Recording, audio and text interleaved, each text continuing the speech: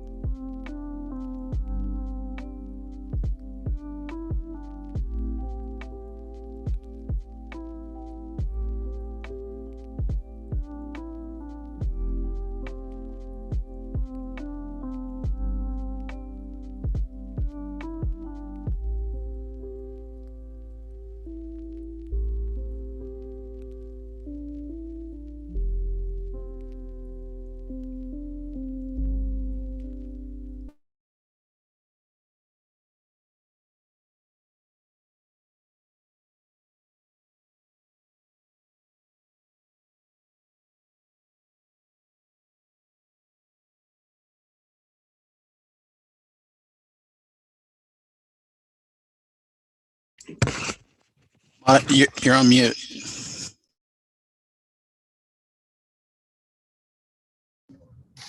Can you hear me?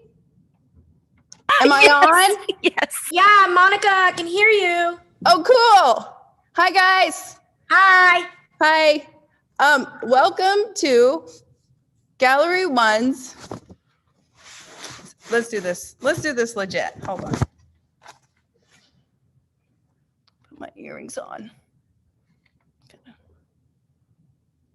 Oh, okay. Here we are. Here we are. Thanks, Barry, for that private chat about my mute. It was very thoughtful. Okay, let's go.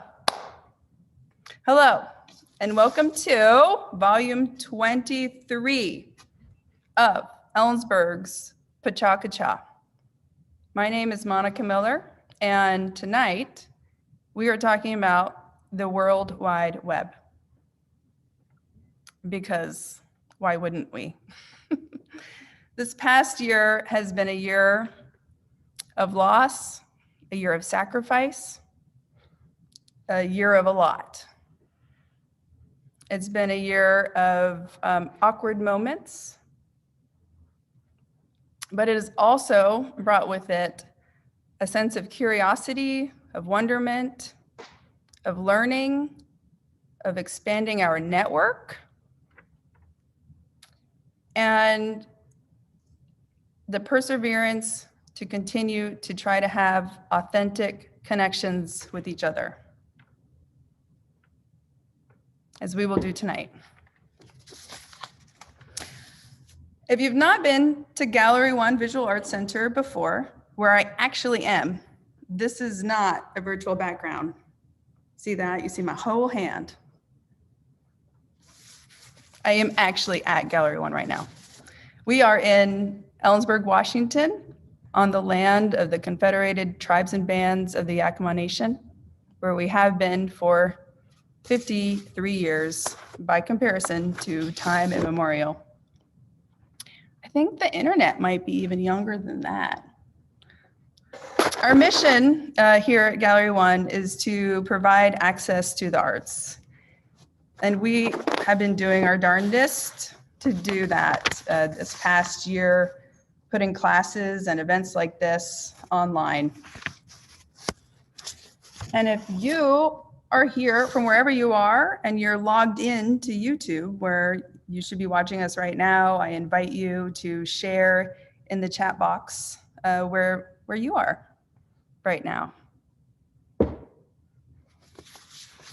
Tonight, I am joined, as you see here on the screen, right? I hope, by 7 incredible members of our community who will be sharing their unique experiences on the internet. We are also joined by our broadcast engineer, Justin Beckman, who will be helping facilitate the technology of this evening, turn my light on, turn my sound on, all of the good things that we need, because it takes a crew. And also, we are joined by my co-conspirator, Sarah Jones, for the past 23 Pecha Kuchas, this being our 23rd, which is crazy. And I have to say, I'm as excited for this one as I was the first one. I mean, they're all good. They're all good, but this is our second one online. So the first 21 were here in the space that I am. Not all of them. Sometimes we rotate it around. Not as far and wide as we've rotated tonight. I'm really looking forward to tonight, and I'm going to ask Sarah to share with you a little bit about why we love PK so much and what is it all about. Hi, Sarah. Your turn. Did you do that on purpose too? Totally on purpose. Thank you, Monica. I will take it from here. I'm like, is this what it feels like to be a newscaster? Can't see my audience. I just have this bright light in my face. But hi, Maggie. All those years of practicing with the video camera, here I am. No, I have to imagine you out there in the audience, because the audience at PK, matters. It really matters so much to me, is in that all these presenters, are going to experience the same acceptance and compassion that our community comes to our events with, right? To hear the stories of our community and to get to know our community and to create a greater network, right? And here we are at our 23rd event, as Monica said. Thanks for joining us. And Pecha Kucha and its energetic, simplistic format started in Tokyo, Japan.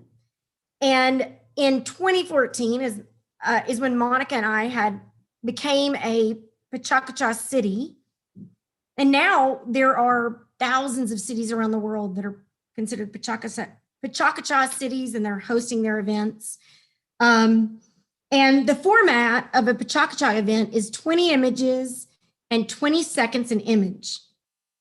And they just roll along, and each presenter shares their story, no start and stop, just as it rolls along. And tonight will be no different, although we're taking some liberties, I think, this event to make some introductions and to engage in some activities in between each Pecha Kucha, but there still will be a beer break at some point. Well, you don't have to drink beer, but a break at some point. So you'll get that opportunity, and then we'll come back together with the three last presenters. So 4 presenters, a break, and then followed by our last 3 presenters. What have I left out, Monica? Back to you. I think you nailed it. Yeah, I think you nailed it. We are part of a global wide movement, a global community. I think having this event online and about WWW is symbolic of the efforts of PK, the Pecha Kucha organization.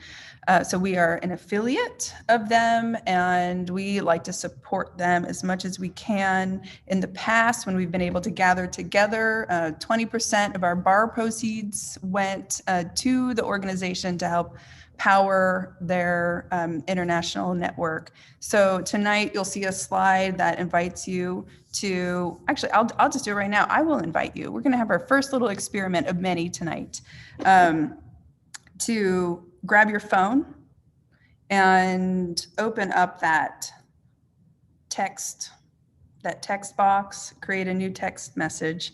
And if you type in, and it'd be great too, if any of our presenters wanted to model this, just to see what it was like, you type 44-321.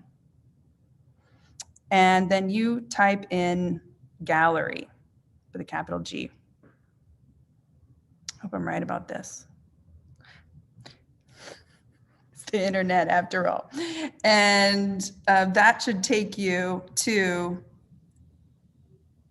a site that you can make a contribution to, $5, whatever, something worth the glass of something, to help fund both Gallery 1 and, yes, it works. Karen Sassyberg has given us a thumbs up. Love it. Thank you so much.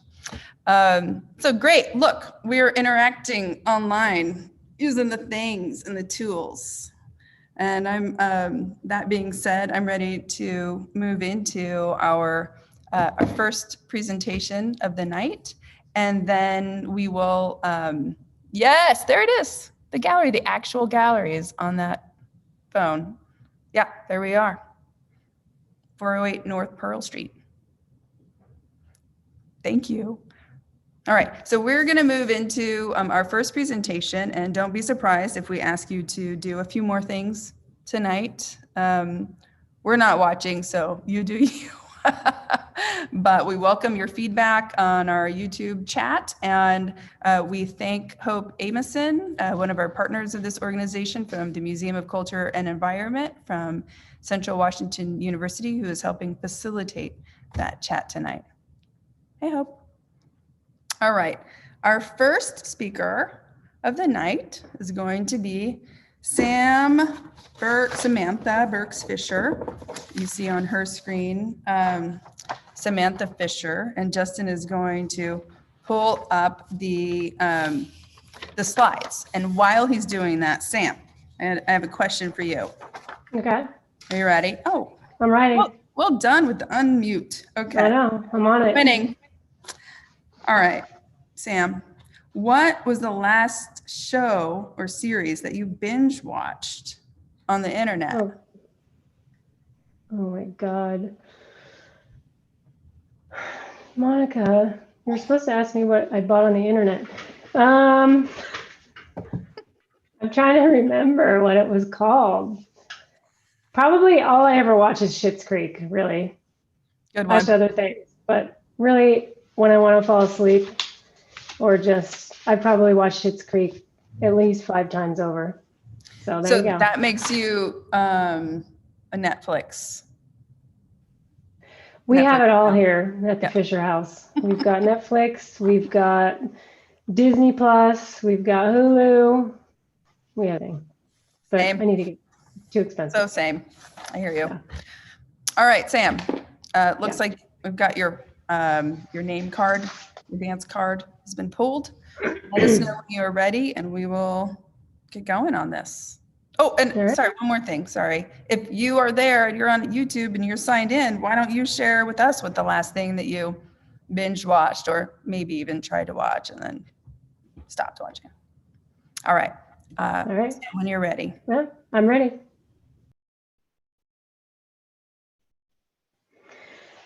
I asked my brother to look for a copy of this picture of me when I was maybe 8 or 9, proudly posing with my latest Etch-a-Sketch creation. My brother jokingly sent me this picture.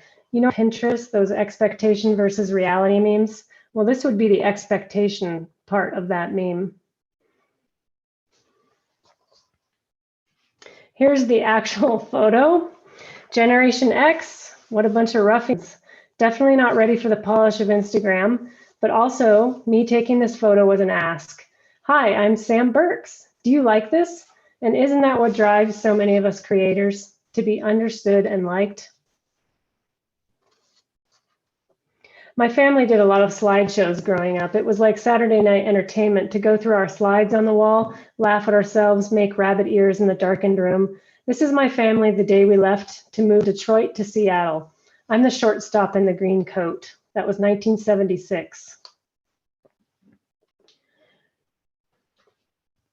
We moved to what was then a small town in the orbit of Seattle as my dad, pictured here, had taken a job as a news editor at the Everett Herald. This right before they switched over to computers, and this was big news at the time to be making the switch. Both my parents were newspaper people, but I think the reason was to get out of Detroit and into the West and its beauty. My mom has said that when we crossed the border into Eastern Washington, she had a giant lump in her throat. This is not what visions of Washington State she had imagined. I mean, literal tumbleweeds. Luckily for her, the green side of the state was hours away. The subtleties of Eastern Washington land are an acquired taste.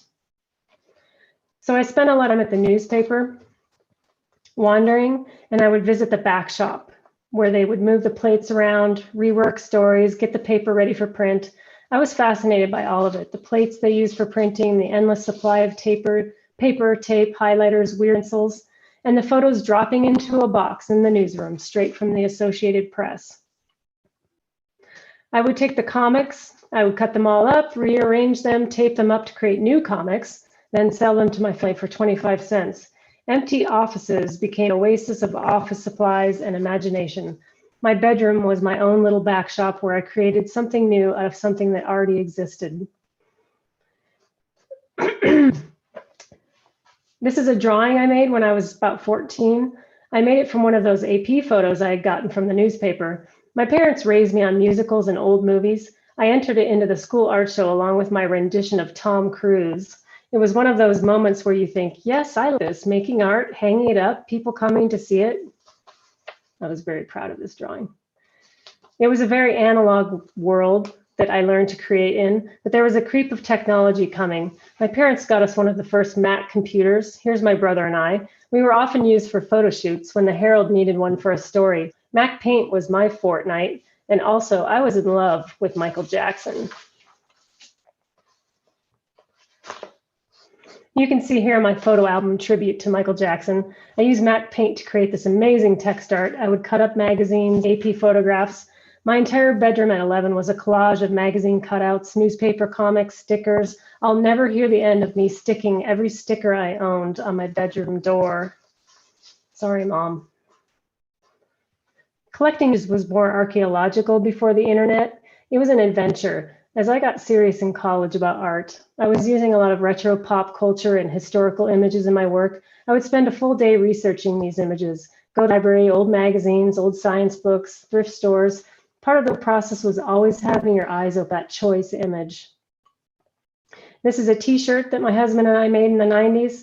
We made a lot of t-shirts as he was a screen printer at the time. It's from a 1950s kids magazine ad for a t-shirt you could send away for. So we decided to recreate it. We were keeping the Monsters Club alive. I was gonna wear that tonight, but I didn't wear it.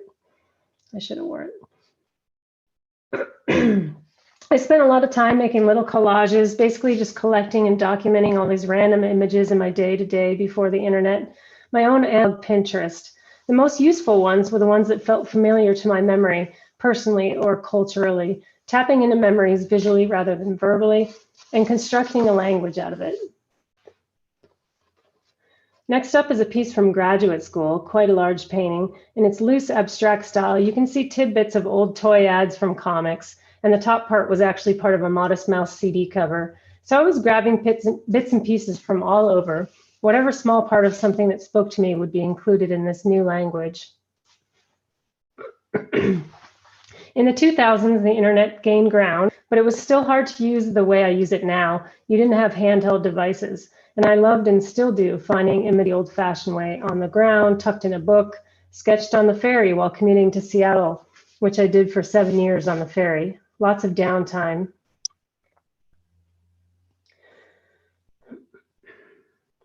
The push-pull theory is something I use constantly in my work, creating luminous and open surfaces that emanate a mystic light in order for images and text to emerge and recede, much like how memory works. Things coming in and out of focus, faded memories, and ones burned into it.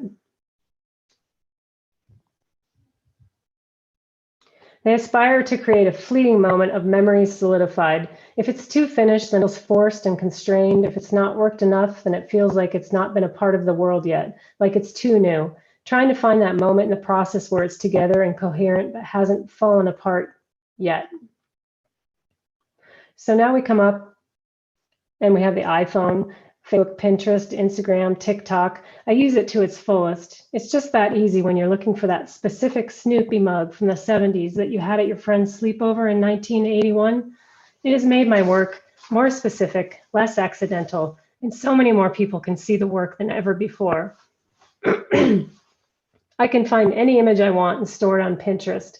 It's like my own personal Rolodex of inspiration. I can hold it in my hand, zoom in, crop it, change the colors, anything I want to do. It's an amazing tool to be able to distort images to my desire and to instantly put them out for the world to see on social media. Selling work on TikTok is something I never thought imaginable. I'm an image editor, a picture writer, much like my editor parents who took in words others may have written, put them together, rewrote, maybe added their own headline and released it to the world. This is me, still just a girl standing behind her Etch-a-Sketch, asking you to like I made.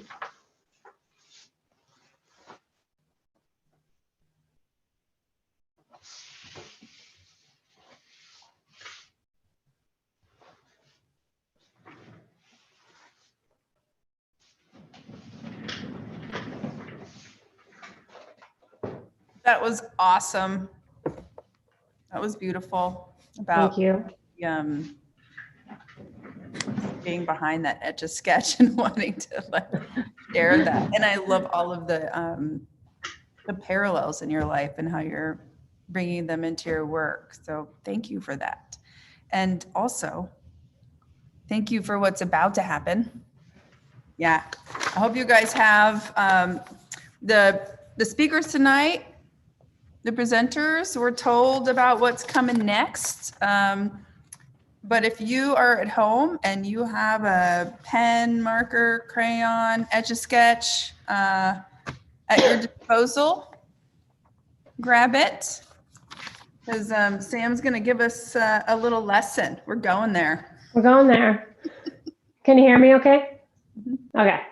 So you've heard of put a bird on it, right? You've heard of, well, some people have heard of making a sculpture. It's not going great. Turn it upside down, paint red, boom, you're done. The new thing is to put a Rolling Stone logo on it. So I'm going to teach you how to draw a Rolling Stone logo real quick. So if things aren't going your way with a landscape, maybe you're working on a landscape or you're working on something and it's not going great and you just want to, give it that little bit of postmodern punch, you're just going to put a little Rolling Stone logo on there. So first, get your pen and paper. I have a paintbrush. You're going to do your upper lip part, and it's just two rounded, just like that. Everything in drawing is just breaking down everything into small parts. Don't look at the whole thing, just break it down into the small parts. You got two curved lines for the upper lips. Then we're going to do the under lips, this part right. So we're going to come in, we're going to do 2 more wavy lines right beneath that. Stop. There you go. Okay, now we're going to do the teeth. We've got 4 teeth here. So we're going to start right in here. We're going to do 4 teeth. We're just going to go boom, boom, boom, boom. We've got our teeth. Rock and roll. Okay, next up, we're going to start on the tongue. And the tongue comes out, curves out from the teeth. So you're going to start right at the teeth there.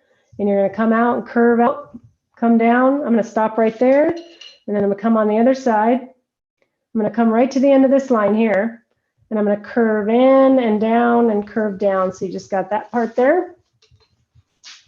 And you're going to do your little tongue part. Don't come all the way down. The line doesn't come all the way down. The more drips, the better, too. You can make some drips if you have a paintbrush. Okay. So then you're going to do the rest of your lips. So here you're going to just bring that in to the tongue. I'm going to bring this part right here down.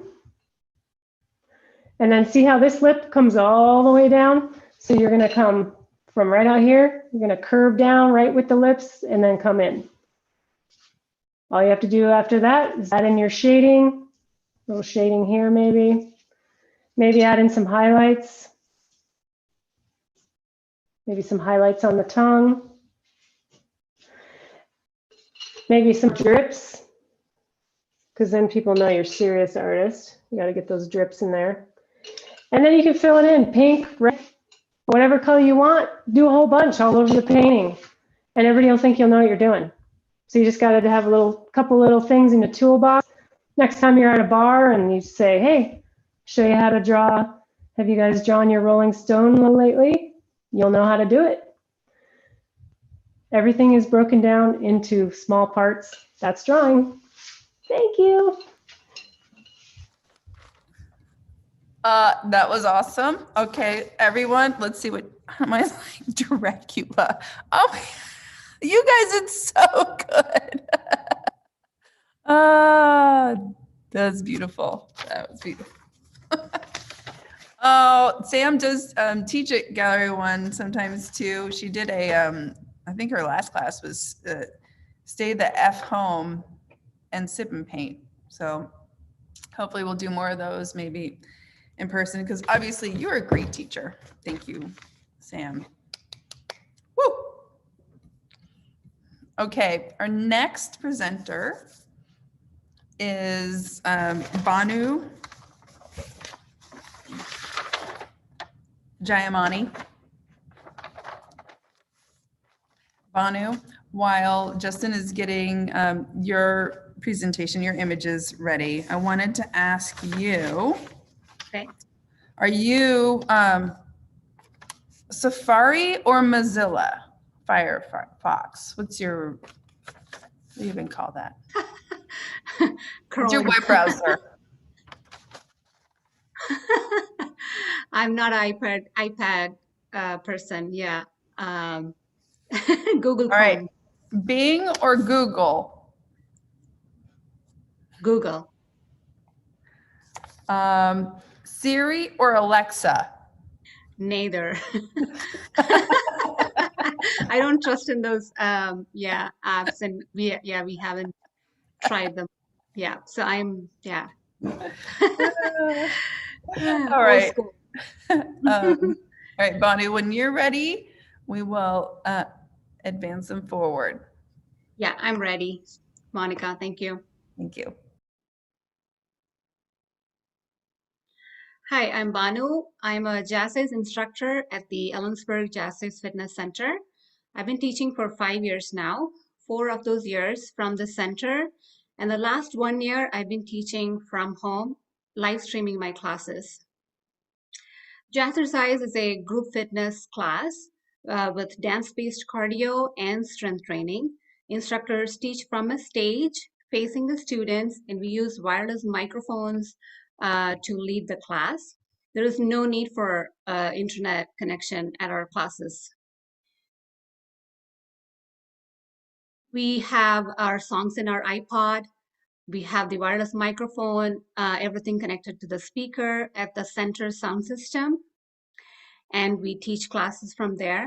The last class was exactly this day last year was my last class at the center. That weekend, we were asked to close the center and we had to stay home. So I made space in my home, in my living room right behind me here, and started working out with the Jazzes On Demand platform. And I miss teaching so much. And luckily, in a few weeks, Jazz to use in-class music and teach Facebook Live classes in a closed group setting. With a good internet connection and sound equipment, I was able to change my living room into a studio to live stream my classes. I had my speaker, iPod, a microphone, and a receiver. My 11-year-old made a Lego block-built phone holder stand to keep my streaming device. But I needed a class manager as well. At the center, we have class managers to help check in the students and also assist the instructor. At home, my husband took that role. He watched the live stream on the laptop and made sure everything was going okay. He wrote the names of the members who are joining in, and he would write it on a notebook and show it to me so I can give them a shout out. Sometimes he had to adjust volume or get me a water bottle. Even after doing several testing, my first class did not go smoothly. In 40 minutes after class, it got cut off. And when I restarted it, I forgot to change the orientation. So I was teaching sideways for a while. Our students thought it was funny. I embraced the mistakes and learned to handle the teaching and the technology at the same time.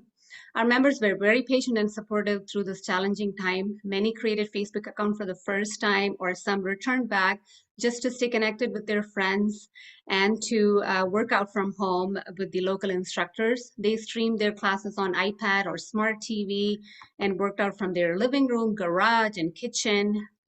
The best part of virtual teaching is there is no boundaries. Not all instructors were able to have this set up at home, so instructors like myself got the opportunity to teach for other centers. So I taught for center in Port Orchard, Washington, Vancouver, Washington, and also to centers in North Carolina and Texas. Not just me, instructors around the world took advantage of the situation, and some of the centers even had like a week for international instructors. They invited instructors from Scotland, Malaysia, Mexico, everywhere, and then their members really enjoyed this, and this wouldn't be possible if not for live streaming. The first challenge with live streaming is that I don't see my audience, I don't see my students, I don't know how they're doing, and I don't know them because most of the time I've never met them before. So I would go 15 minutes early, I'll go live 15 minutes early and start a conversation by asking a question for them to comment and answer. Some simple questions like, where do you work out at your home? How long have you jazzercised? How often do you work out from home? And what's your morning routine like? Or how do you celebrate an upcoming holiday? Some simple questions that they could respond. I would read those comments out loud on the live back to them, and that will start a conversation. So it's important to create that bond between the teacher, instructor, and the student. And after class, I would screenshot their responses and I would study them for a while and try to remember a couple of things about them. And the next class, I would mention that, and that helped create the bond. And so they felt comfortable with me and coming back to my classes. The other challenge with Facebook was their copyright music detection algorithm kept shutting down our classes. So the instructor forum started sharing songs that were most flagged, and some of them advised us to talk more so the music won't be detected. So every time I thought, I was worried about getting cut off in the middle of the class. That was stressful. Meet Fiona McKenzie. She's a jazz instructor in Sydney, Australia. She's also a program developer, mother of 2 kids, and she was juggling her work, home, kids, and the Jazz Center. And just like me, she was also worried every time she was teaching from home that the live stream would get cut off. Looking at this struggle, Fiona's husband, Alex, who's also a program developer, offered to help, and he built something for her to live stream. And after many months, Fiona was able to teach an uninterrupted class. and she also they also did some testing and shared it with fellow instructors, and everybody seemed to like it. And the prototype that Alex built would become a very useful live stream platform for Jazz's instructor around the world. And a new business called MyFitPro was born. And in 6 weeks, they signed up 100 new clients, and they're still growing. And most of the clients are in the United States. And one of the center I was teaching, the center in Texas, they switched from Facebook Live to MyFitPro. So I had to set it up in my phone. And I've been teaching on MyFitPro for a few months without any issues, provided I have good Wi-Fi or mobile data with a good upload speed. Here is a picture of Jazz Center in Duncanville, Texas. They stream my classes on their smart TV in their rec center, and this is a class photo of them moving with me, taking the class. And I have taught to centers in New Jersey, Florida, and even Norway. I've taught about 120 classes from home as of today. Practice makes it perfect. It has been a year of teaching virtual Jazz classes. I have learned to do it all solo without any help. I'm grateful to be able to keep teaching and to connect to different communities, Jazz communities around the world, right from my home in Ellensburg, Washington. Thank you.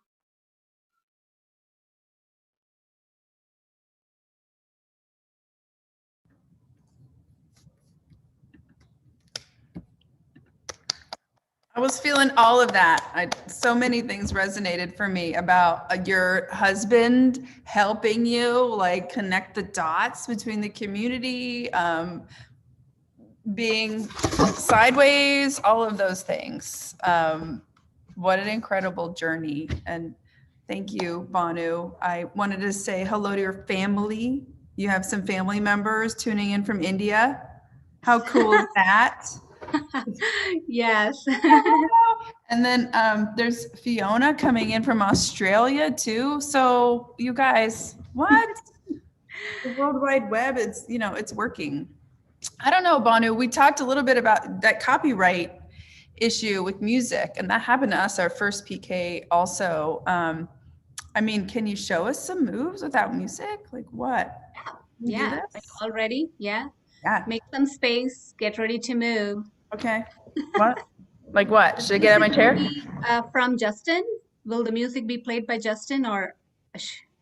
Yes. Oh, you're going to play something? I think I can make this happen. Okay. Okay. All right, here we go. All right, let me know if you can see me from head to toe. Okay. And can you hear me from here? Yes. Okay, awesome. I'll be loud though. I'll be loud.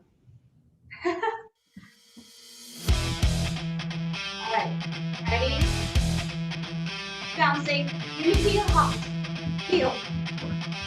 Heel. Now do your knee lifts. Knee lifts. Good. And pull.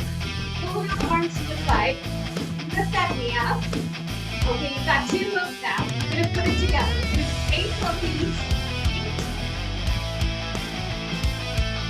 8. Now 8 knee pulls. Good. Do it again. 8 heels.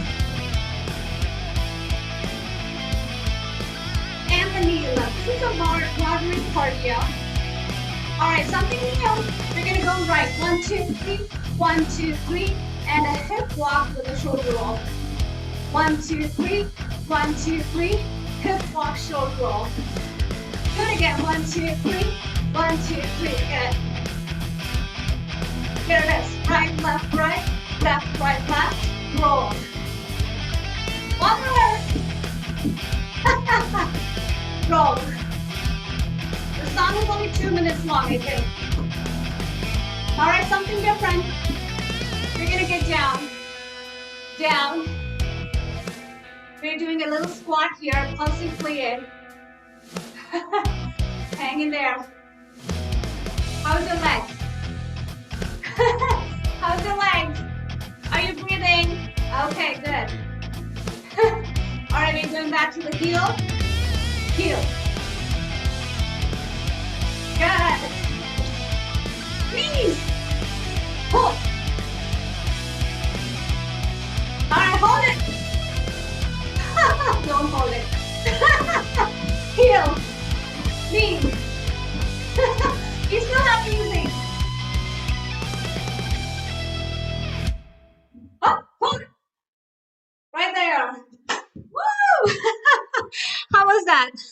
This is the first time I'm teaching this music. This was like some random music I just picked up. That was hard. That's what how that was.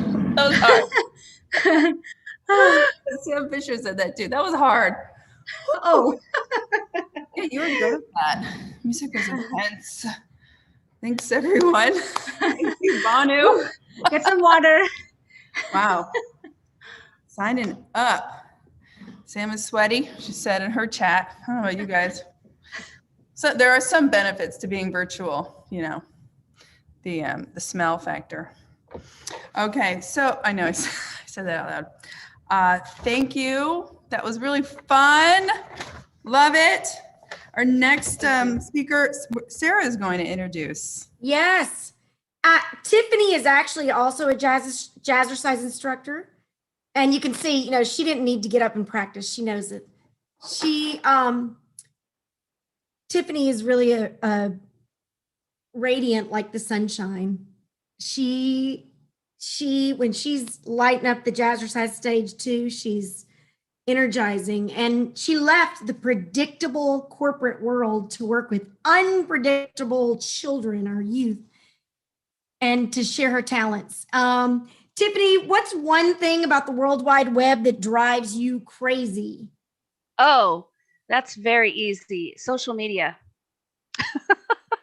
Sorry, everybody who's in social media. I am purposely not. I know. I feel the same. I listened to this podcast once and it said he was trying to control his social media habits, so he only used his social media when he was in the bathroom. That was, you know, it was like, I have to create some limits. So only when I go to the bathroom can I use it. That sounds about right.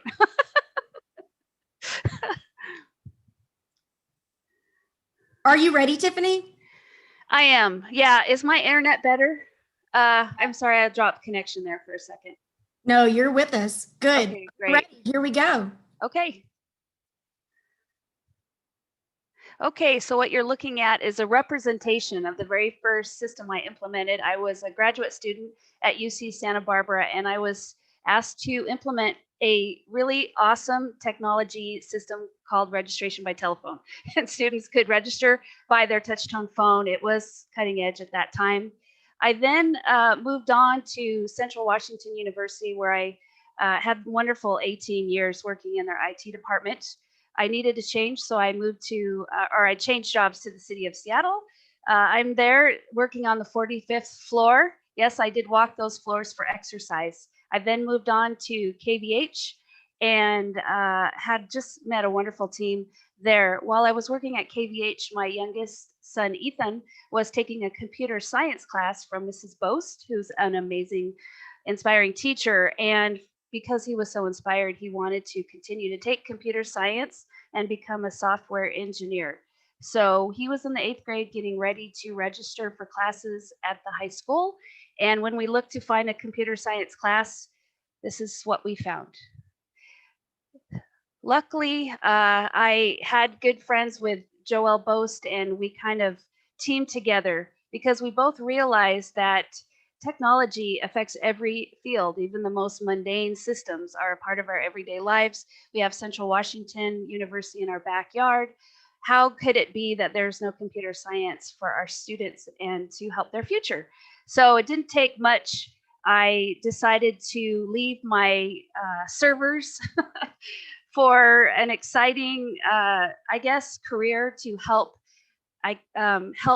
inspire students to take computer science, because I know I had a wonderful 20+ years doing it, and I want to share that back with our community. So Joelle and I dived in head first, and first things, we needed to raise awareness to our students. So we became involved at the high school, started a Bulldog Bites Coding Club. This is an actual picture at the club fair where we recruited students to come join our club. And I think we recruited 20 students that night. Throughout that entire year, we continued to raise awareness. We invited a video game designer who was actually graduated from Ellensburg High School. We created some flyers to help promote computer science classes, which weren't there yet, but we were hopeful. We also took our kids, the Bulldog Bites kids, to programming contest at the Microsoft campus. About a year later, we were able to complete a computer science pathway from the middle school to the high school, which allows students to take many different varieties of computer science, different areas within that, and earn industry certificates. This pathway leads to really exciting jobs such as software engineers, web developers, game developers, computer users. Yes, those salaries are real. So basically, you know, you get paid to do what you love. I guess that's the way I've always seen it. And then we felt like we needed to help those students get through those classes.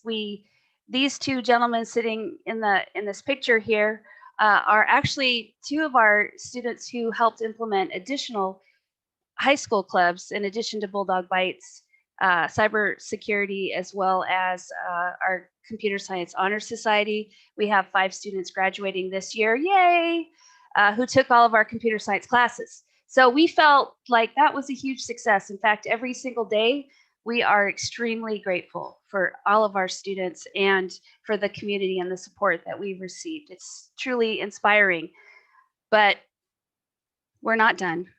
I like this picture. It made me think of all of the high school students running to the finish line to graduate.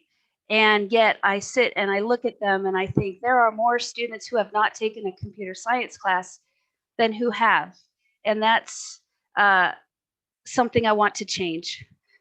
When you look at statistics for a corporate job, for every one job opening for a corporate job, there are 250 resumes that come in. Average one job will bring in at least 29 applications. Every job is competitive, and it really is our desire and hope to help these kids be career ready. And I feel like it's not too late. Computer science is for everyone. Anyone can learn it. There are vast careers that depend on technological skills that aren't even in the IT industry. And this is a huge demand for students to have that skill set.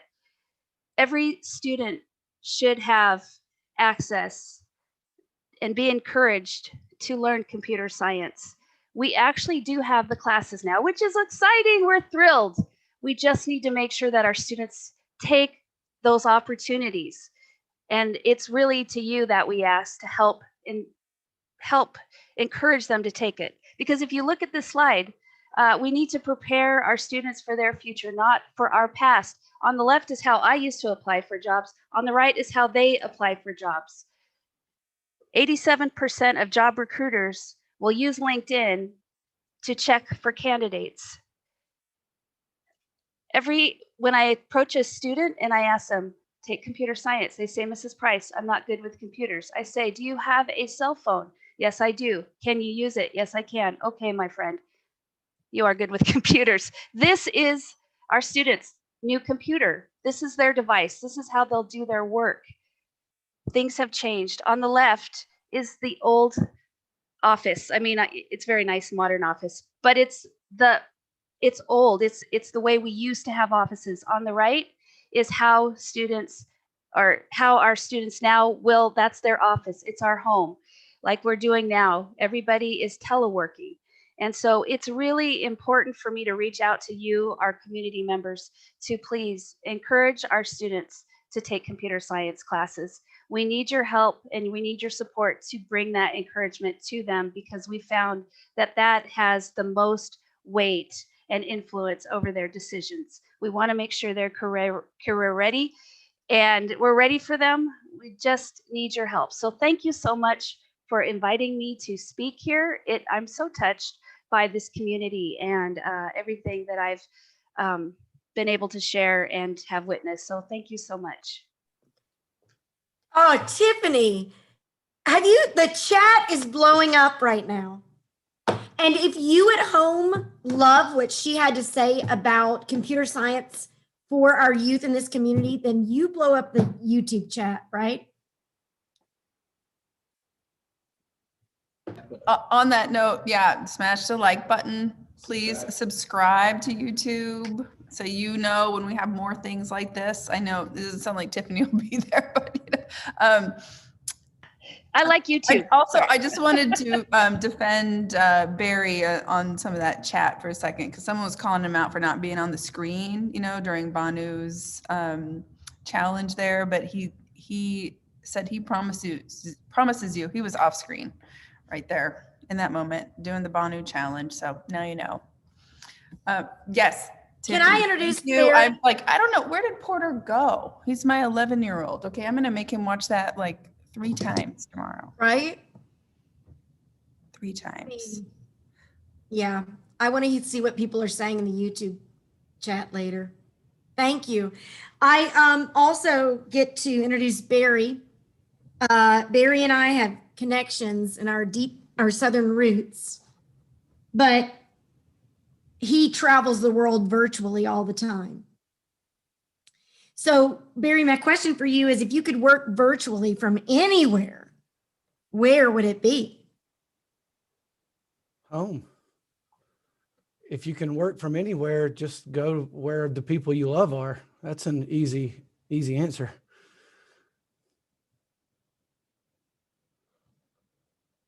That was a great answer. Wait, I didn't give Barry the, are you ready? Wait. Give him are you ready? Okay, while he's regrouping, I wanted to tell people, just get you prepared. Though I don't totally know everything that Barry's going to talk about. We as a group decided that we are going to try a collective experience on a game called Among Us. And if you are familiar with that game and you would like to bring it up to get ready, you might be able to join us. We're going to, and I'm kind of refreshing our speakers tonight too about this challenge. We just decided we were going to do it. So what we'll do is we'll share the screen, Porter's screen, and you'll be invited to join online and then enter code. So Porter will create that code and you'll see it on the screen and you'll enter it where it says enter code, and we'll go from there. And for those of you watching at home, this will be part of the break. So we're going to work this into that and a slideshow for about 15 minutes. We don't know how long it's going to take to do the Among Us game. If you're not familiar with it, you will be soon. All right, Barry, you're all queued up. Barry?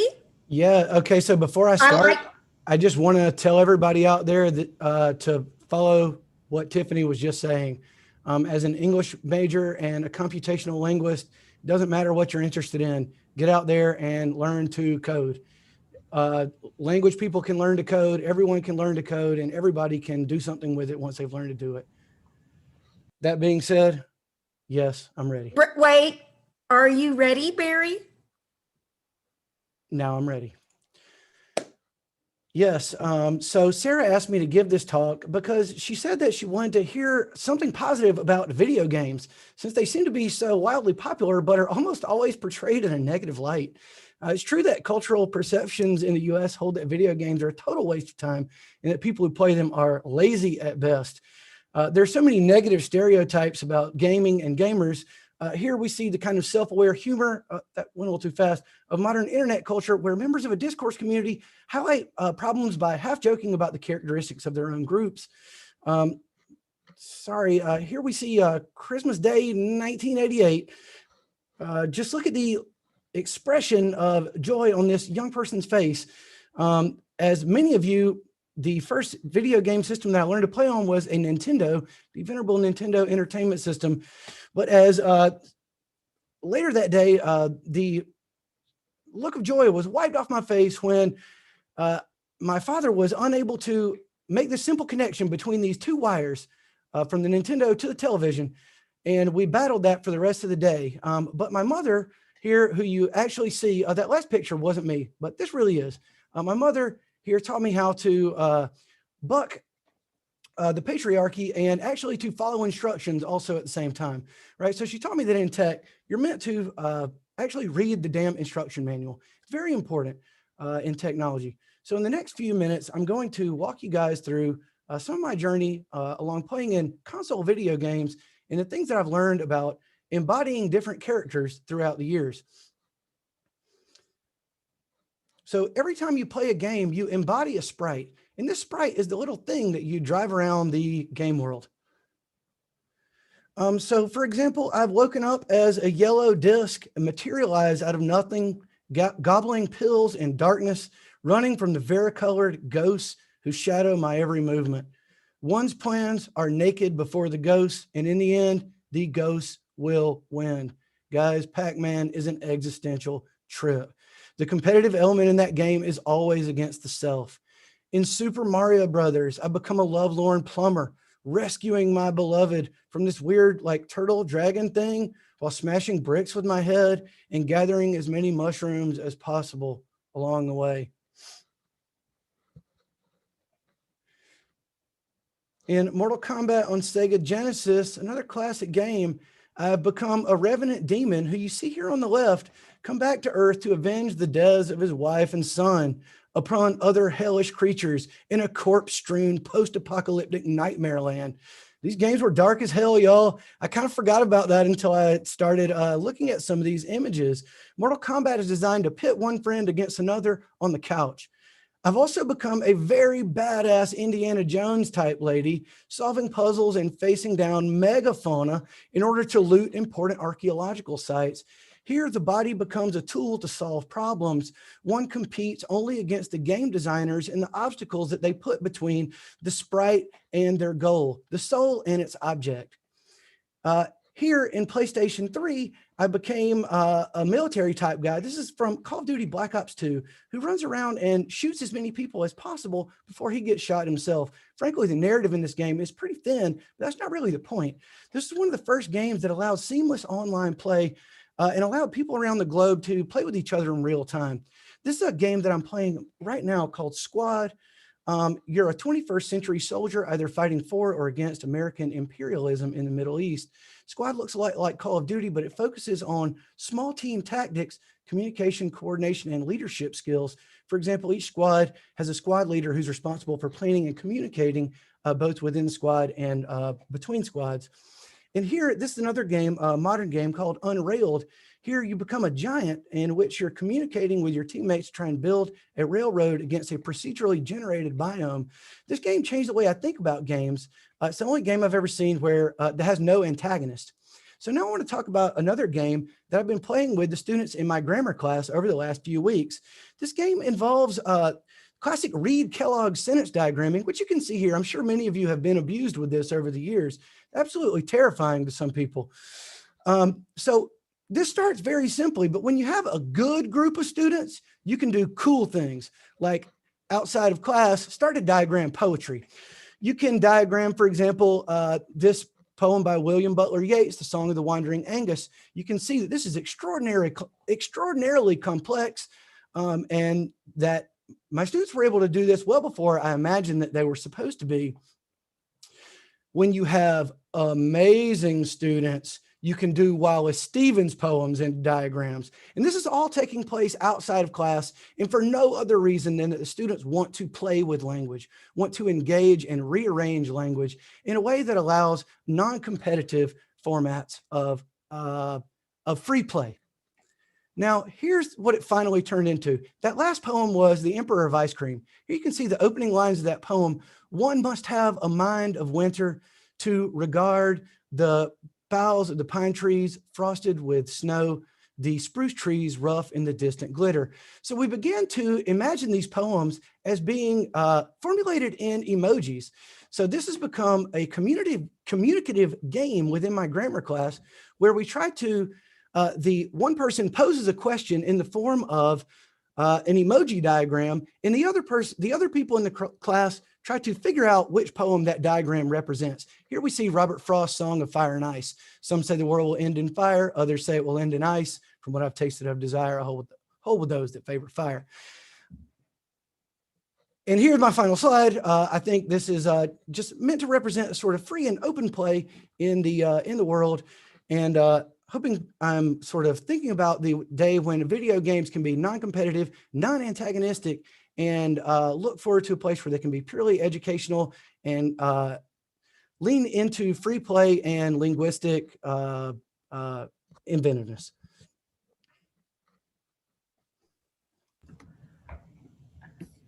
Wow, Barry. I had no idea that Pac-Man was an existential game. Of course it is. All games are existential games. Thank you for making me feel good about all the time that Porter spends on Minecraft. Exactly. Minecraft is great. It is. It's the only other non-competitive game I know about. Yeah, just tons of just collaborating. Like he'll get on with his friends and just like talk it through and come up with a goal together and build something beautiful. Just like those poems is, is there a word for, is that a, yeah, they're just traditional Reed Kellogg sentence diagrams. We're taking a poem, a regular poem, William Butler Yeats' Song of the Wandering Aengus, and we just diagram it for no good reason. This isn't included in the class, for example. We might do this after the class meetings are over, after our Zoom meetings are over, or something like that. And therefore, it meets sort of Roger Calwa's definitions of game, that they have to be engaged in with outside of official life, that there can't be any sorts of losses or any sort of real losses or gains involved. Barry and Monica, I think this is why they invented the PK format. You know, you just get 20. Oh, all right. Sorry, guys. My bad. No, but I was really enjoying it. We find each other. Yes. I've been waiting. I got my phone ready. Okay. All right. I have mine ready too. And you're right. This is PK is a great way to start dialogue, to learn quickly about somebody and hopefully continue it. IRL or Barry, that was amazing. AFC, AFS, AFK. If you're following me on that. All right. Yes. I think that Porter is ready. And Justin is going to share his screen. Porter wanted to show us how he gets on. Oh, thank goodness Porter is here. Online. So, okay, you guys see this. And don't forget, I'm going to ask you to quiet. Ask you to cover it once we get going, so that you are not, you don't. Okay. Okay. You're gonna host a game. We're just gonna host a game, right? Is that what you're doing? All right. So the code is: should you want to play, you hit online, private, enter code. It's X, F, B, C, E, F. Done. And I cannot find the game you're looking for. Damn it. X, F, B, C, E. X, F, B, C, E, F. Done. Oh, I am in. If you don't know, I love my mom. Because I do love my mom. All right. We got 6 people. And, we've got Karen Sassyberg. Where? Don't know. Oh, I think that's her. All right. So, Porter, can we do this? I think we should start. Yeah, let's. Oh, wait. Okay, before we start, cover, for those of you in the game, please cover your screen so you don't know who Porter is. That's important. Look away. And I'll tell you when you can look back. Just focus on your own screen. Don't look at who's who. I'm going to do it too. Honor system. All right, go. Okay.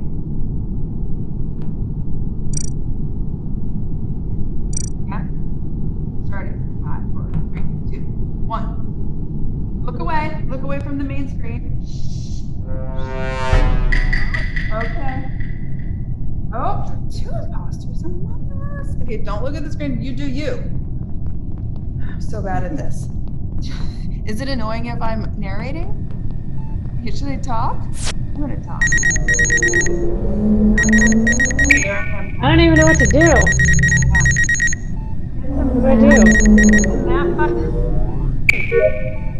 Move. I can't get in. I just can't figure I out how don't to get see in. anybody. They are unmuted. They're unmuted. What? How do? I What, just if saw I, myself in a room.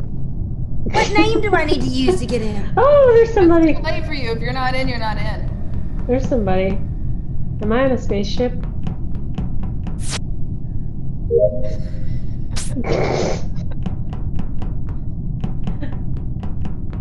Who's I love my mom. The task. I'm gonna stay with this person. And then You are in a station. What's the point? What do I do? you do this. You hit the map button. If you hit the map button, then you can see where you go and use that little circle to like go places.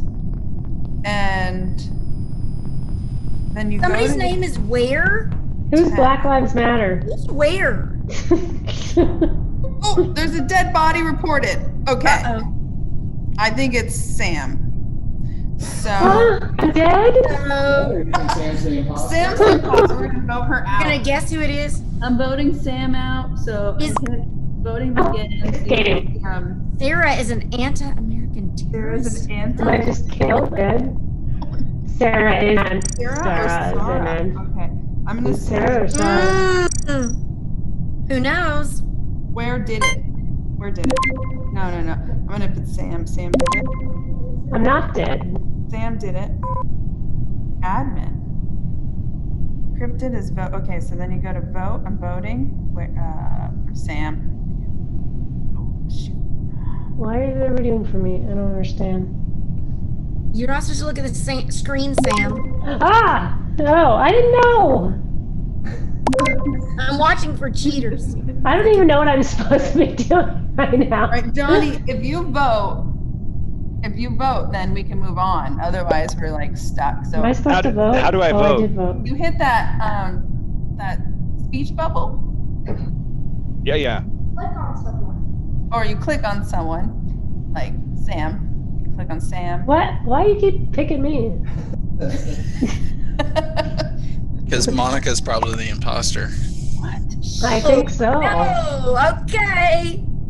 Clue. Is it game over now? That was sus as hell, y'all. I don't even know what. Johnny hasn't figured out how to sus. vote. Okay, we're I feel like Barry Clue. doesn't- Just like the game of Clue. Don't judge us, Barry. So Sam. Okay. Well, that's the Need to whole get point of in. the game is that you're meant to be judging people. I know. That's what I don't like about this game at all. Like how to like. Yes! Oh! Of course, I knew of it. course, Well, an that's imposter would say totally that, knew it. Sarah. Was I supposed to know that I was Surely an imposter? imposter wouldn't want to be judged. Okay, we are gonna continue Exactly. this game, and we're going to. We can We'll talk continue about this later, Ben. game, the players, but we're gonna run the slide, so you can stop sharing and run the intro slide for a while, and give our audience. I'm gonna give them 7 minutes to take a little beer break, refresh your beverage, whatever you need to do, and we're gonna finish this game while you guys do you. We'll be right back. 7 minutes. In the meantime, where were we?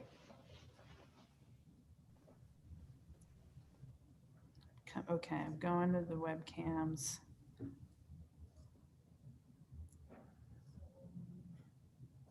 Sam's out. Oh God. Okay. Did you see you want me to run the slides? Mm-hmm.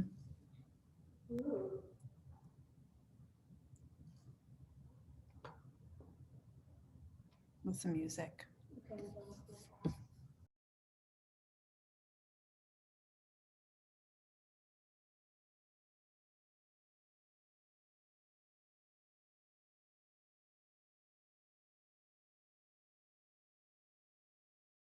Update. There's been a defeat. Update. Defeat. Sam and Johnny. Johnny was the. We Really? You guys, look at you. Did you know? You just stood there the whole time. You remember when I said Johnny was sus? Okay. Oh, you said he was sus. I didn't see that in the chat.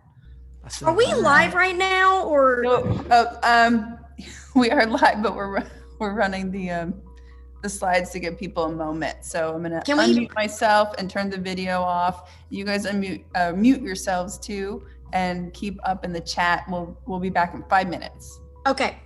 Thanks for that, you guys.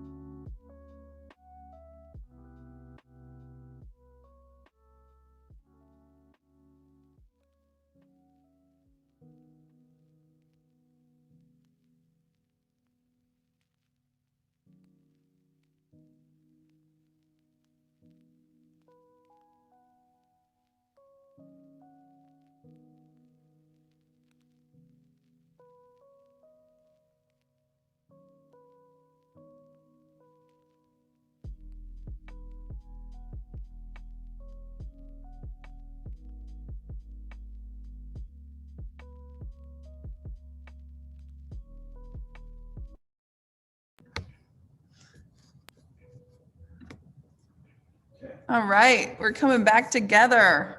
Normally during that break, do you remember when we were here in person being able to do it, there would be all of this Pecha Kucha, which I think as Sarah mentioned means chit chat in Japanese. So much I'd be at the mic like, get back here, get back here. It's really hard to break people up. And we certainly have our share of chit chat here in our conversation panel. And I hope that you guys are doing that on YouTube. And also, as Sarah mentioned, I hope that we have the opportunity to continue these conversations beyond this format and tonight. So, I mean, there are definitely some things to decompress. And So Porter's ready for round 2. So, you know. yeah. So, during this time of COVID, we've been able to connect with so many people virtually, right? I've been so grateful for the opportunity to Zoom and Skype, or is that a thing still, Skype? But, and so I'm thankful for the internet to provide me that opportunity to connect with my friends all over the place. But COVID has also caused us maybe for you, like me, to focus in on the people that you're willing to be close to during this COVID event, to non-mask with, to take risk with. And we've selected a small group of people maybe in our lives for that experience, because we can't be with everyone, right? But we have to be with people through the web. But anyway, John Graff has been one of my BFFs during COVID. I connect with him in real time, and I'm grateful for him. So I want to know, John Graff, what is one thing you want to try virtually that you have not yet? Ooh, that is a spectacular question. Something virtual that I haven't tried yet. I think maybe a family reunion. We have a family reunion each year for the Graff family, and most of our family are farmers. And so it'd be really interesting to see how we could pull it off. I think a family reunion, it'd be in August. That's what I think that's on the radar. See if I can work that out. Yeah. Great question. Oh, Johnny, are you ready? Yeah, I am absolutely ready. All right, well, we shall begin. This presentation is intended to be a permission-giving presentation. As in, if you see yourself possibly moving left or right, and you feel stuck in the middle, take the left, take the right. Trust me, it's a much better choice than staying in the middle. So this is me. This is my single point, the beginning of my life, a place of infinite possibilities. No one knows where the ending might be. And I'm reminded how serendipitous it is that we are all here together, and think about all the events that had to happen in order to bring us together. So as I moved away from that single point in a couple of different directions, I learned how to work. I learned how to cut asparagus when I was a youngster. I was 6 years old. I learned how to ride a bike. I learned how to speak. You might hear a lisp in my voice. I was unintelligible until I was in the 2nd grade. Only my mom could understand. And then what you focus on expands. And so as I got older, I got better at working and at speaking and at riding my bike. It started off as a little bike with a banana seat, and it turned into a Roger D. Coster, and soon it was I was jumping. And then all of a sudden I was in double digits. I turned 10. So that first little bit of my web, this is my take on the World Wide Web, I turned 10 and a lot had happened. And then that was all in preparation for the things that were going to happen next between 10 and 20. And I wonder where you were at when you were 10 and what you were thinking about. A lot happened in my teen years from 10 to 20. I got my driver's license. I experienced the first death in my family. My grandpa died when I was 15 and a half years old. I went to prom.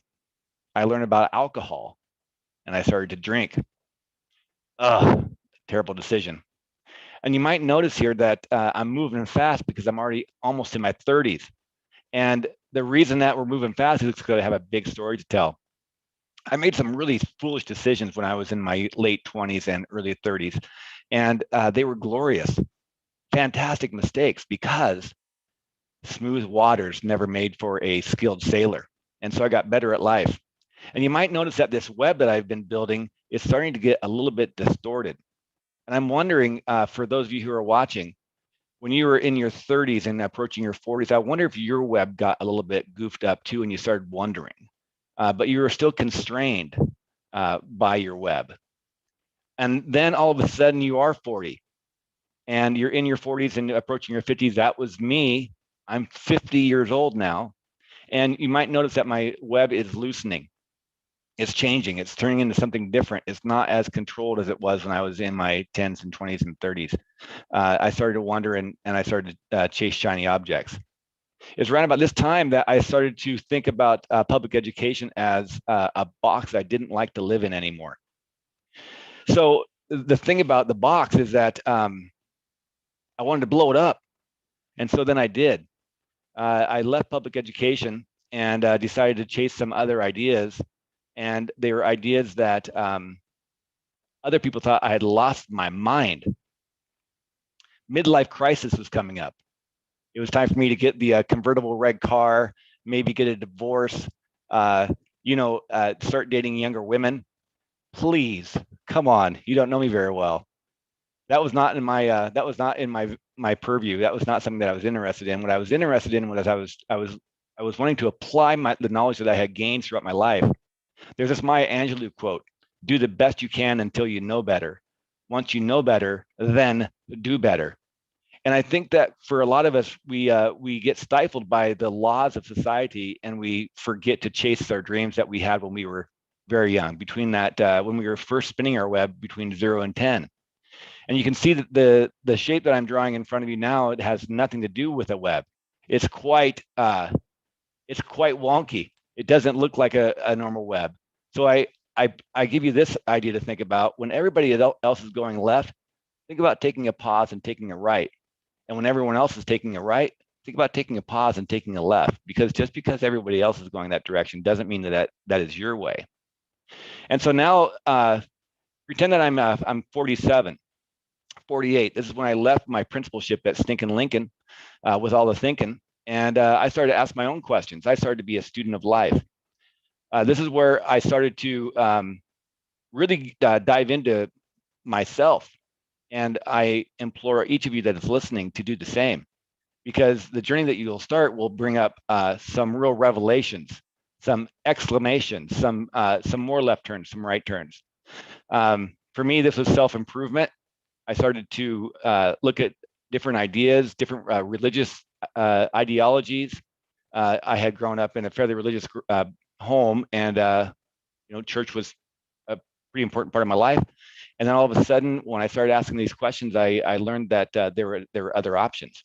And so I've been learning about religion, learning about how to combine multiple religions into my life, which has been fascinating, and that opened my mind.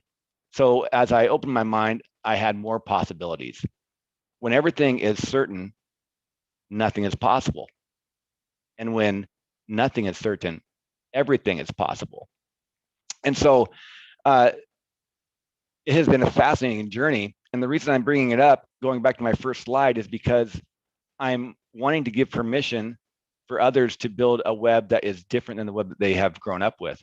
Different than the web that is perceived to be the right web for them, and to make your own decisions. And even if it's messy, do you. Believe in you even when nobody else does. That's one of my favorite quotes. It's by Bigfoot, by the way. Believe in yourself even when nobody else does. Be you, everybody else is already taken. And so, as I mentioned, this is a permission granting presentation. You see, this web that I started off with, neat and tidy, has grown into something that is quite delectable. And I hope that you would take a moment to consider where you're at in your life. What does your web look like? And what do you want it to look like? And who's holding you back? Why are you saying no? Why do you need to have your web nice and tight? That is the conclusion of my presentation. Whoo, that was fun. It is fun, isn't it? It is fun. It's a Fun. blast. It was fun for us too, listening to you. Oh, good. I'm like, okay, and then 40, what happens at 40? Okay. And then what happens at 50? 40 is brilliant. Okay. And then taking notes. I'm taking notes. We haven't repeated presenters much, but this. Kim Fisher just called you out. Why? She said you're past 40. Shh. I am not past 40.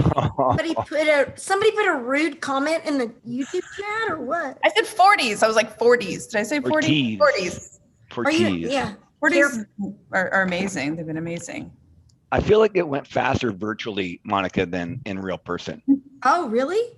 Yeah, that was really fast. Interesting feedback. There are a lot of things I didn't say. That's the follow-up. That's Well, what's coming. Yep. So I guess, oh, it's your turn, Monica. My Sorry. turn. I was getting All right. excited. That's okay. Our next speaker is Sarah Omrani. And Sarah, I have a few questions for you. Okay. It's a little bit like that web that Johnny was drawing. Instagram or Twitter? Oh God, I mean, that's like such a hard choice because Instagram is just fun for connecting and Twitter is a lawless place. I can't. Yeah, pick one. Twitter, okay. Twitter. I like the chaos. All right, Twitter or Facebook? Twitter. Okay. Twitter or LinkedIn? I don't even fucking have a LinkedIn. I'm the worst millennial ever. Okay. Twitter or Pinterest? Twitter. Okay, Twitter wins. I don't have a Twitter. I think I do have a Twitter account. Okay, Sarah, when you are ready, give us the go. Okay, ready. Salam and hello, everyone. Esme mon Sara Ast. My name is Sarah. I was born in Sweden to an American citizen and a political refugee from Iran. My mom is an American citizen. She's pictured in the dress here. And for most of my life, I didn't have contact with my father because he was abusive. So by extension, I didn't have contact with half my family. My mom is my hero. And while I understand she didn't have many options for keeping me in touch with my heritage, especially once we moved to Ellensburg, I ended up feeling isolated and alienated in a lot of ways. I felt different in a way I couldn't verbalize. I felt like something was missing. When I turned 18, I decided to go searching via Facebook for my father's side of the family. I wasn't sure I'd be able to find them, but I did. They welcomed me with open arms, especially my uncle Ali, who is an English teacher, and his sons, my cousins, Navid, Reza, and Omid. This is Omid and Daniel pictured. Through my uncle and my cousins, I began to learn more about my other family members, my tribe, the Bakhtiari, and Lori, which is the dialect of Farsi that my people speak. This is my cousin Reza and an unidentified woman in a traditional Bakhtiari dress.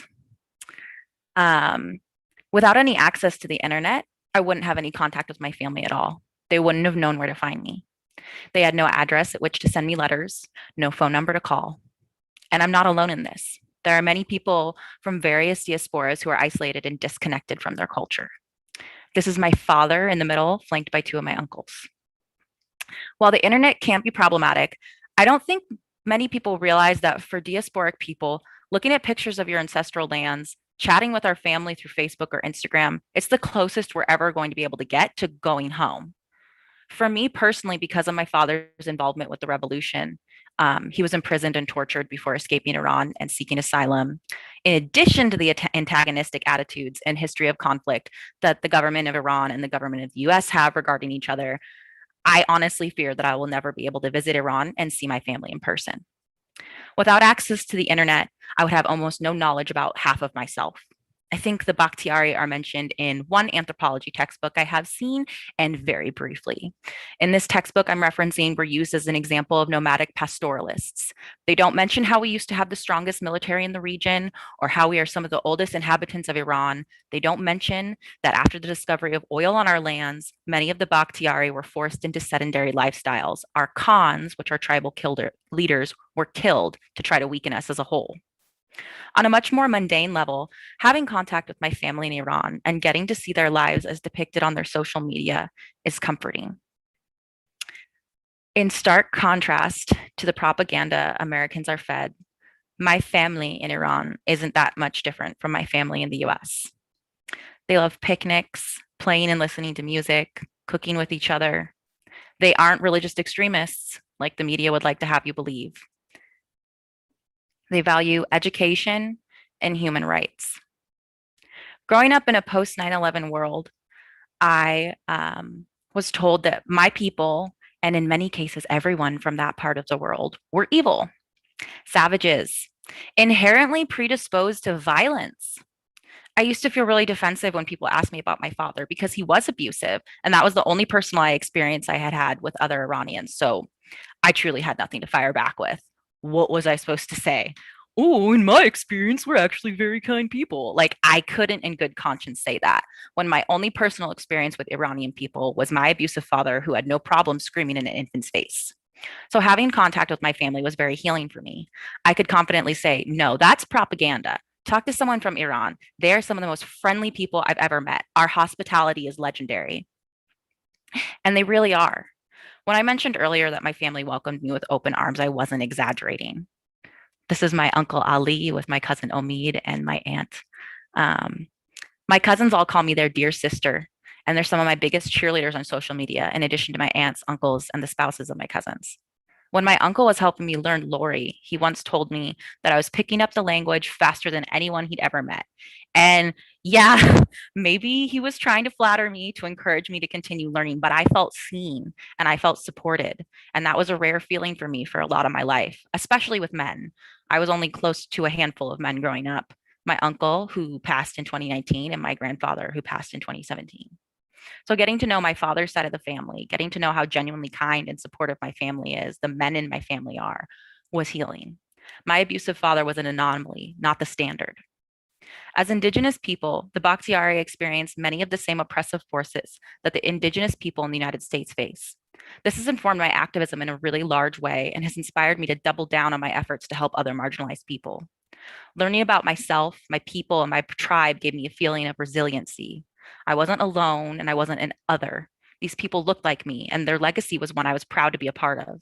Our family and our tribe have a long history of resisting, of being political, of not backing down from a fight.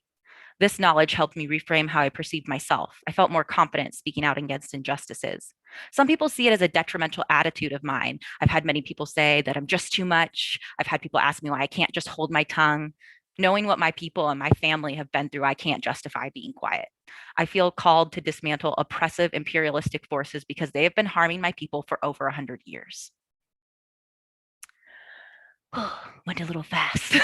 Okay, here we go. So to wrap this all up, I wanted to show y'all what a portion of my tribe's lands look like. This is a photo of the shrub steppe near the Zagros Mountains. Shrub steppe, you say? Sounds familiar. I feel like at this point, many of y'all can see where I'm going with this. This next slide, I've talked a little bit fast. Okay, here we go. This next slide, this is a photo of the Columbia Basin shrub steppe. What are the odds that I would end up in an environment that so closely resembles the environment that my tribe inhabits? To me, it's borderline spiritual. The internet has changed my life in many ways. This is only one, but it's a huge one. It gives me a feeling of connection that enriches my life in a multitude of ways, and I'm grateful to exist during a time where even if you are half a world away from your family, from your people, you aren't alone. Thank you. I have to jump in immediately, because I am so moved by that presentation. Sarah, I'm so glad you're here. Thanks. That, yes, like the connections that you're making with your family, during this, as we all have to become accustomed to virtual connection. Yeah, I think it's really amazing, and I think that there are people that are not just of a diaspora, but adopted people, people that get moved way across the world. The internet can be this really amazing way to connect with people that literally would not have known you existed otherwise. Well, and Sarah, let me ask you. So, I mean, has that experience and that connection fueled your passion for the work that you do in social justice kind of activities? Yeah, getting to know my family and kind of just always growing up with this, like I knew that my father was involved in the revolution. I knew that's why my parents ended up meeting in Sweden, was because he left and sought asylum. And so this legacy has always been in my mind, but it's been fleshed out getting to know my family more, and also being able to learn about the history of the Bakhtiari, which as again, I mentioned in my little talk that I've seen us mentioned once in a textbook, maybe a paragraph or two. You can find so much from people like scholars in Iran, yeah, about our migration, about special plants like the inverted tulip that only grow on our lands. Yeah, so like just very, very, very fun and very cool, especially after just feeling really disconnected and isolated and alienated growing up here. And yeah. Sarah, I mean, thank you for being so real with us about your experience, I mean, and that's why I love PK in many ways, is that all the diversity of stories will reach a greater diversity of people, right? And then we will all be energized and inspired in our own community, right? We're connecting with our community right here. And so yeah, I love that you brought it home Okay. with the shrub step. It's like, oh, you mean we share land, we share a viewpoint with your family here in Ellensburg. That was one of the most striking things for me when I first connected with, especially Omid. Omid and I were born the same year and we're pretty close, and me and his wife are pretty close. And I was like, sometimes when you post Instagram stories, it looks like you're here. Like it looks like the places that you are, it looks like it could just be out at Vantage or something. And for me, having that knowledge, because I've felt very disconnected, and then having that knowledge, it's like I'm living in the environment that my family's living in. It's kind of like that concept of, super, super cliche and corny, but you miss somebody and you look at the moon, and no matter where you are, you're looking at the same moon. So cool. I have to jump in there and say, that's why I told you about Radio Garden, right? Because you can say, I'm listening to the same radio station and you're in Brazil and I'm here. Okay, so I want to jump in and say, John you're gonna take us down an activity right now, right? Ready? Sure, I would love to do that. Do an activity. Then Yay. We'll bring it into the last presenter. Okay, lovely. All right, so for those of you who are watching, I would like for you to take out a piece of paper. And on that piece of paper, number it 1, 2, 3, 4, 5. 1 through 5. And maybe give yourself a little bit of space to write. If you've already numbered it, it's okay. But if you maybe give yourself a little bit of space to write. And this is going to be a people activity. So I want you to be thinking, get your minds ready for people. So be thinking about family and friends and mentors and coaches and role models and people who inspire you, those kinds of things. And what we're going to do is we're going to come up with a list 1 through 5 different humans. And then you're going to reach out to those humans. Let's see here. Instagram, Facebook, Messenger, GroupMe, Twitter, Instagram, Twitter, all the things. I mean, I'm missing a whole bunch. Email, WeChat, WhatsApp. Doesn't matter. Use any version of the World Wide Web to reach out to these people and let them know that they're important to you. Is phone lines a part of that? Sure, if you'd like to. I mean, I like it when people call me. It's nice. But they're going to be specific people. So at the top of the page, write 2 words, the most. The most. THEMOST, the most. Okay? Then for number 1, I want you to write adventurous. So the first one will be the most adventurous.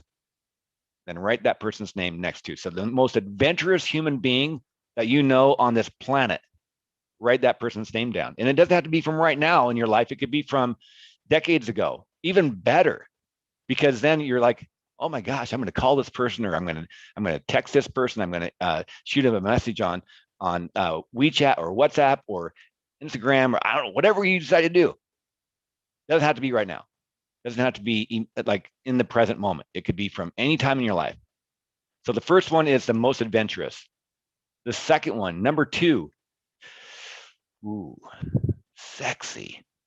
The most sexy. Okay. Number 3, the most determined. Number 4, the most talented. In whatever way you see the person is talented, artist, athlete, whatever, doesn't matter.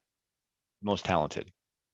And the last one, this might be hard, and you might have more than one name, and it's okay for this one. For the other ones, pick one. But for this last one, you might have more than one. The most adored. The most adored human on the planet by you. And you might have more than one. And then your homework, your task, not right now. Give yourself some time to think about it, to follow through. Write this person, talk to this person, message this person, reach out to this person in some technological way to let them know that they matter, that they had an impact on your life, and tell them how. How did they do this? And it would be really cool if you followed up with it as to what impact have you implemented in your life right now? How have they shaped your web? And that's it. That's the activity. Sarah, what do you think? Oh, I'm gonna connect with some people that it's gonna be amazing when we connect. So I'm looking forward to it. Yay. Yay. Yeah. Thanks for the opportunity. Yeah. All webbing. Oh, That was a really fun exercise. Oh, good. I'm glad you liked I it. feel like that really grounded us in this evening. Lovely. Yeah, thank you for that. My pleasure. so our last presenter is, well, Karen, Sassy K, as you see her on the screen, and she's weaved into my web in just in the last year. And she herself likes to weave together friends from around the world, right? And that always inspires me, how you've weaved your web of friends around the world. And my question for you though, because Karen's she's a creative constructor. Karen, what is the last DIY video that you've watched on YouTube? Oh, it was just yesterday. Okay, what? I was like, do I screw down the threshold, or do I glue down the threshold, or is there some other magical way? And really, it was just a matter of liquid nail and just have faith and trust and like stick that sucker down. So yeah, my thresholds are all done and I'm ready to go now. Oh, girl. Okay, I love that. So, are you ready? I am ready. I know it. So good evening, everyone. And first, I should let you know that I don't work for any dating site. I am not a sex therapist. I'm not even a serial monogamist. I just wanted to find love. So out of necessity, I have become an expert in online dating, whether I liked it or not. Because when I was ready to date again after my divorce, and I always just figured that my next partner would just like show up, oh, romantic, we would have a common interest, and he'd just be there hiking or dancing or whatever. When that didn't work, I asked my friends if they knew anyone cute and amazing and perfect. And then suddenly I looked up and I went, it's been how many years? And I realized I was going to have to be more proactive at meeting someone to love. So I went online, but it felt so honestly robotic. I had very low expectations. So instead I figured, let's do this, but let's have different measures of success to try something new, to make a friend, and or to just get a great story out of it. So I made a profile and I started to browse. So this is how it works. Your prospects are based on like this minimal filter criteria, mostly about proximity. And you just leaf through these images like a little tiny swipe to the left, like you're flipping pages in a book. Next, next, next. And you totally dismiss anyone that doesn't turn you on right away. So it's like complete judging a book by its cover. So when this was not working with all the swipe lefts, I think I started getting nervous I swiped right and the whole screen fills with all these stars and you're a match. And you're like, feel like you won this jackpot. And it's totally cheesy, but you're like, I won. And all you won was that that person also liked you back. So now you can talk to each other. So talk we did, set up a date, when and where to meet. And then ultimately, well, that was kind of wonderful. That was back in the day when you could actually like swap germs and spaces and hang out next to each other. So we set up a date for a lecture and we figured that would give us something to talk about after drinks afterward and we'll whatever. So we do this and a few sips into the drink and I find out exactly what he really wanted, which was he wanted me to go with him to a nudist club. But here's the whole plan. You see, I didn't even have to be naked. I could just go on a tour, hang out, accompany him, chaperone. It was just like no big deal, no expectations. So I kind of find out that as a single dude, he can't go in by himself. So he was needing me. Fast forward a few years. Now I'm living in Ellensburg. One night I decided I wanted to go out to a dinner and I would love some decent conversation and a little company. So I get on the app and I say, cool, here's a nice guy. We agree to meet. Sweet. I go down to the restaurant. Glass of wine goes by. We text back and forth, inconsequential, fun and light and fluffy. Time goes by. Eventually I say like, how long till you get here? He says, I can't find it. And I'm thinking, Ellensburg is only like 10 blocks, handful of restaurants. I'm like really questioning his geographical aptitude. But what I didn't question was the geographical capacity of the app. And then I realized that the last time I used this app, I was living in London. So my date was kind of trying to meet me there. Oops. But meanwhile, okay, so I had a great date. I had a lovely meal, a little bit of company. I still won. Fast forward another couple years. So by now I am really ready to date and I've accepted that online platforms are the only bar in town. So I just need to figure out which one is the right one. And I start researching them. Jesus, did you know that there are 1,500 dating apps right now? 1,500. I make myself another profile. And all I want to do is something fun with someone sexy that might hold the potential for more. Like, is this too much to ask?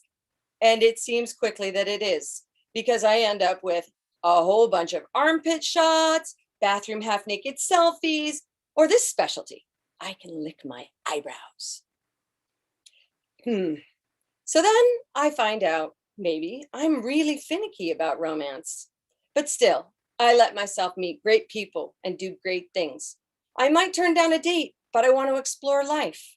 And so I did meet a guy equally passionate about the mountains. And while we didn't make romance, we both won an adventure partner and an absolute dear friend. Still, I found myself getting more and more worn down by the game. I mean, what am I supposed to say to, hey? And how do I tell a guy that I really am not interested in your dick pic? Does my bikini line need to be part of the first conversation? So here's me. I actually bother to say thanks, but no thanks. And surprisingly often, I'm totally screamed at with, how dare you? You're rude. You have intimacy issues. You are so judgmental. And then sometimes the comments just like don't even make sense. Here's one. I am sure you see it as Biden would in Inslee. So I started to get really negative and wondered if I did need to settle. I went on a date. He was nice and cute, and educated, well matched. It went fine, but there was no fireworks and I just couldn't settle. So I politely said no.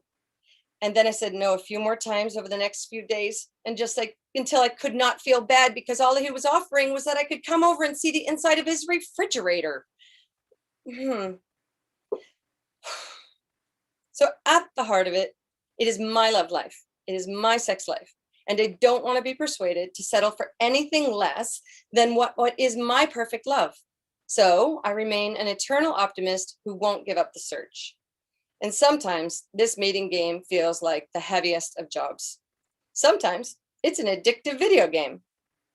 Mostly I stay upbeat as much as I can, and I try to give everyone a chance. I mean, after all, we're all doing our best. We're just regular people just trying to get along and find love. And finally, I did agree to meet a guy that I fully expected to write off since, like I said, judged by our covers, no one would put us together. including us. But I figured we could both use a friend. Maybe if we were lucky, we'd get that. So we went over. He cooked breakfast for dinner wearing pajamas. I didn't even bother to look good. But a half hour in, I had wished I had. And now I wonder if maybe it's because I got worn down by the nonsense that I am now impressed by a man who makes me truly smile rather than his glossy profile. I am finding love, and that makes it all truly worth it.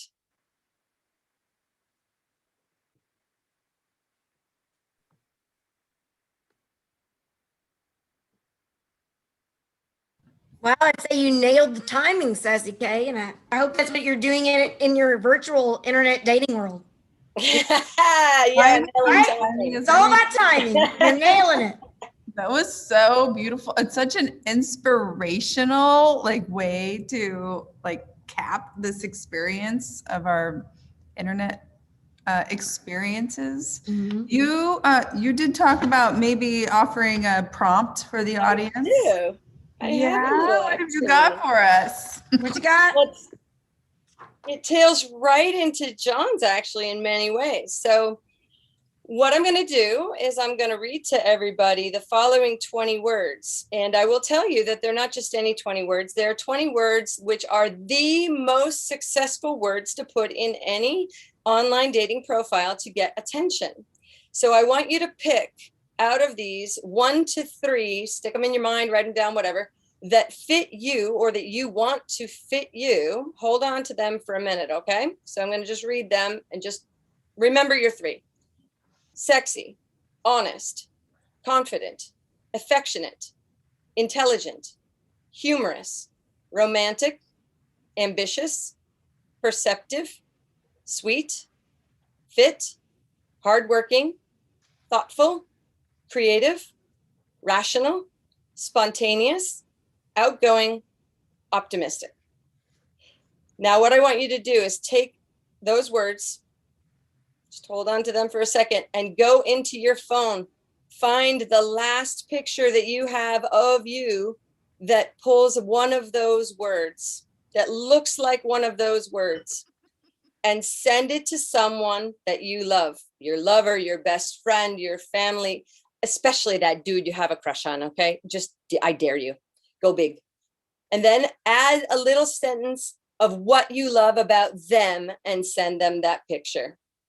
And there you go. You have now started the online dating game, which is ever present, forever after. You can be romantically involved, but we all are seeking love in every form. So just go for it. Risk big. Karen. We're so into that. Look at everyone. I mean, take some. Which photo on my phone is okay? I need a moment.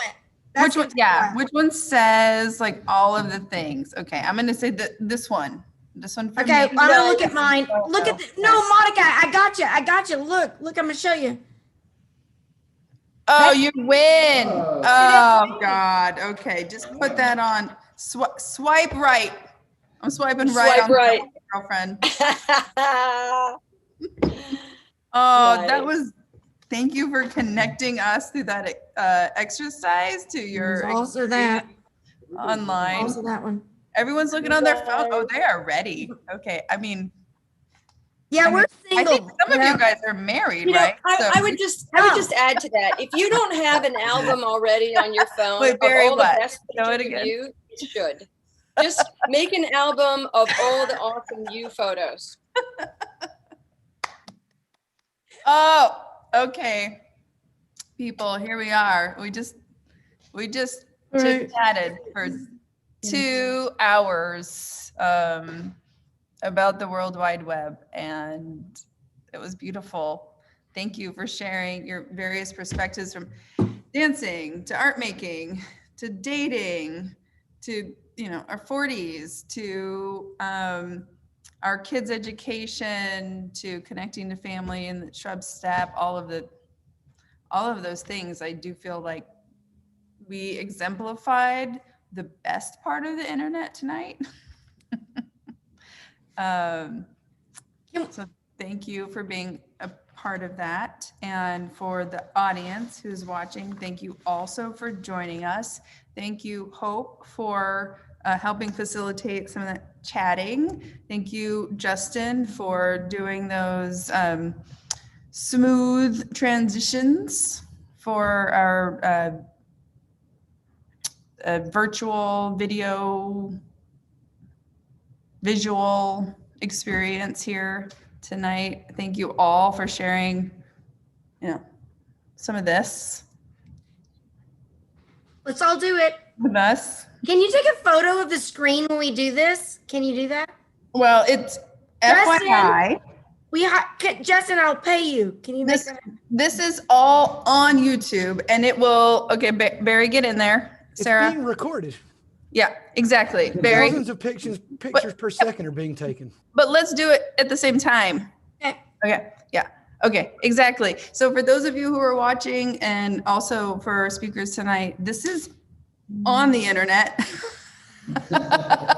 As so many things are, so you can revisit it and experience it from, the comfort of your couch and your PJs, like so many are. I think at one point we had tonight 90 something households watching, which I like to multiply by 2.5.